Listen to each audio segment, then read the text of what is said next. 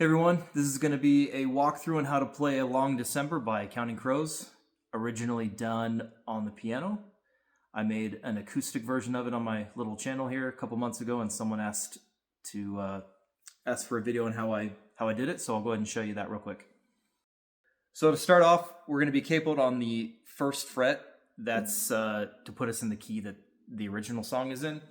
And then everything I talk about in the video is going to be relative to that capo. So when I say E, it's actually an F, but E shape relative to the capo. So there's 4 chords that, as most songs are, 4 chords that we need to learn, and only 2 real parts. So it's pretty easy learn. The challenging part is just remembering the order that the chords go in, because they go in very non-traditional orders, which is one thing that I love about the song. So the 4 chords are, I'll put them up on the screen as I show them, but we start off with an E, just a basic E major, and then we're going to go up to an A. Now, and this is a variation. It's not your typical A up here. You can do that if you like, but I really like taking that E position, keeping that, and moving it up to the 5th fret.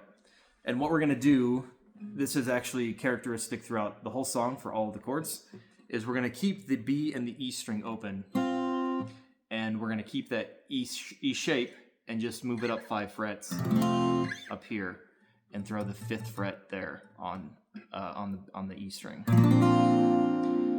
And what I do in the video, I actually, because I'm kind of a lazy player, will wrap my thumb around and grab the bass note that way. The hard part with doing that is in keeping these notes open. That's actually really important to do that, just because, to hear the difference, you'll have this versus...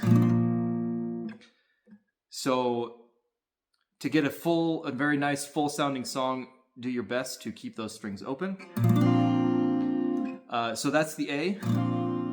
The 3rd chord is going to be a B, so we're going to take that same position and slide it up 2 frets to our 7th fret, and that's what we'll call the B. And then the hardest one is going to be our F sharp. So that's going to be down here on the 2nd fret. We're going to still have our thumb wrapped around, and that's going to be 2, 4, 4, and then your pointer finger, at least for me, my pointer finger is going to grab the 2nd fret of the G string. And the challenging part is keeping those 2 strings open and while doing this wrap around. It's even right there, I missed it.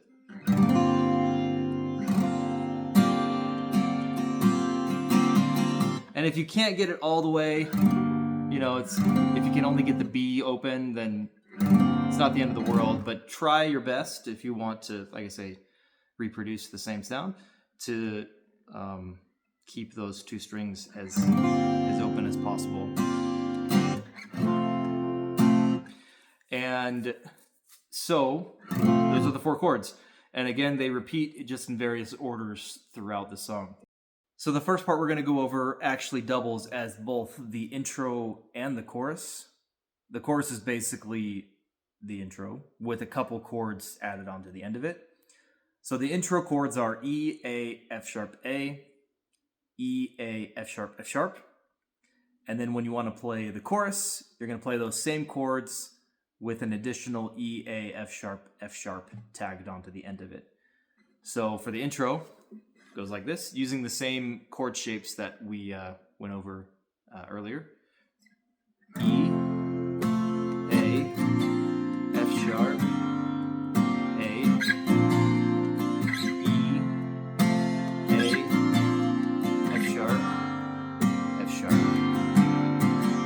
goes into the verse. A long December. We'll go over that in a second.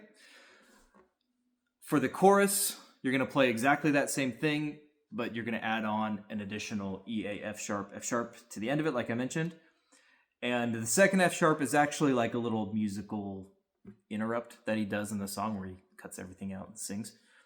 So we'll go over that here as well. So the chorus is, and it's one more day up in the canyons,